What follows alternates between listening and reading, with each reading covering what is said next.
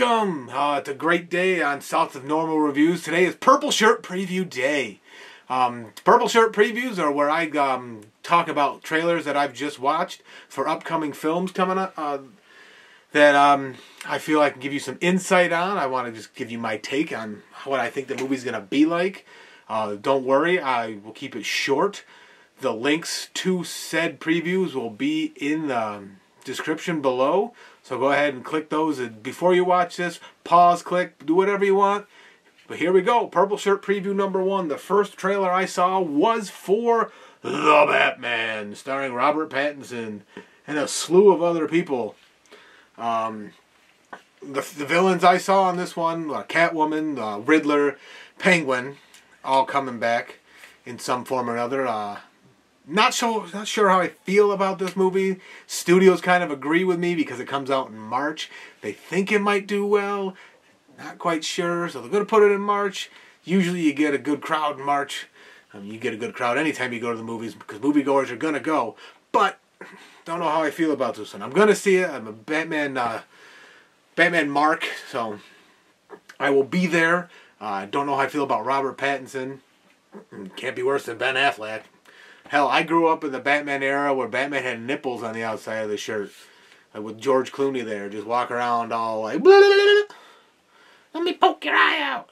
Anyway, yeah, movie's probably gonna do well, at least decent. It just feels like it's too soon for another Batman series. We just had Ben Affleck in Justice League and Batman vs. Superman there, and now we have Robert Pattinson coming out with The Batman. It's just, maybe they'll get it right. Maybe they will. I don't know. On the fence. Probably going to be okay. Probably going to be a decent time. We'll enjoy it. Although, 3 villains, I'm iffy. Iffy. Next preview that came about was Dog, starring Channing Tatum and a dog. This movie is billed as a buddy comedy between Channing Tatum and this dog. They're both in the military. The dog is retiring, going off to his forever home, away from the military. Channing Tatum seems to be coming back from some type of issue where he was taken out of the field, and this is his first call to duty, is to get this dog to where it needs to be. Comes out in February on the 18th, which, going by what I said about the Batman, doesn't bode well for Dog. Problem is, they're using the dog as an emotional ploy. That's anytime you see a dog in a movie, it's used for emotional ploy. It's using, whether it be instant fear, or for the most part, you bond with the dog immediately, then they hurt the dog and you cry. Sometimes the dog's okay, sometimes the dog isn't okay and you cry some more. That's what this feels like to me. It just feels like an overall reach to get you to feel something when you're not really going to feel something in this subpar film. Being harsh, yes. I'll see it. I'll let you know if I'm wrong. Hell, I've been wrong before. I thought Avatar was going to suck, and here we are. It's the #1 grossing movie of all time. And I've seen it a million times because it was a great film. I was wrong. Oh boy. The next preview, according to my notes that I went and saw, Sonic 2. Shouldn't have been a Sonic 1. I mean, how Sonic 1 was so poorly panned based on the trailer alone, that they did millions upon millions of dollars of fixing, and it was still crap. Yet here comes Sonic 2.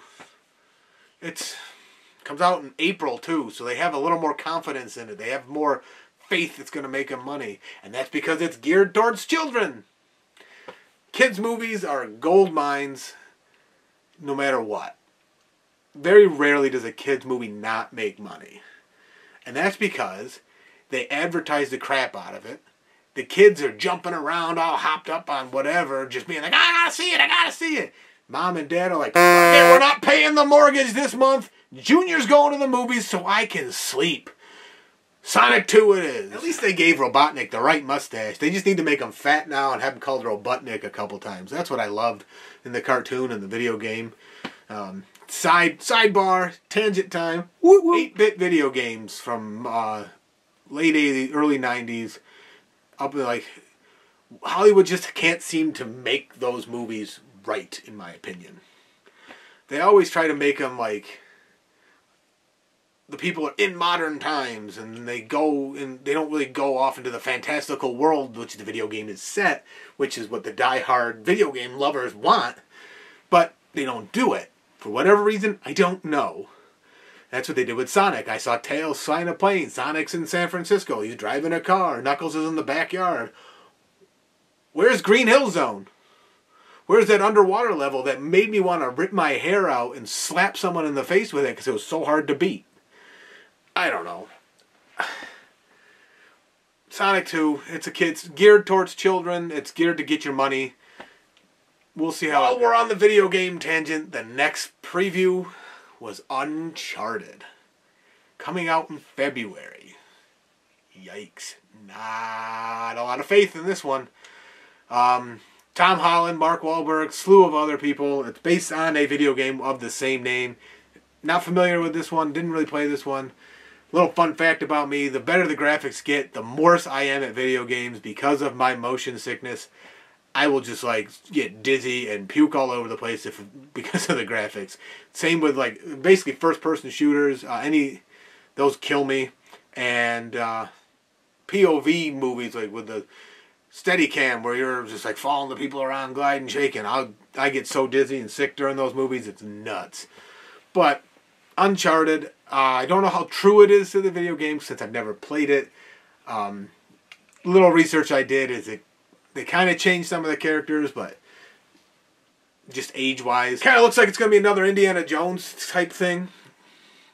It's in that vein, adventure, quest. It looks like they might be relying on special effects to tell the story. No, don't do that.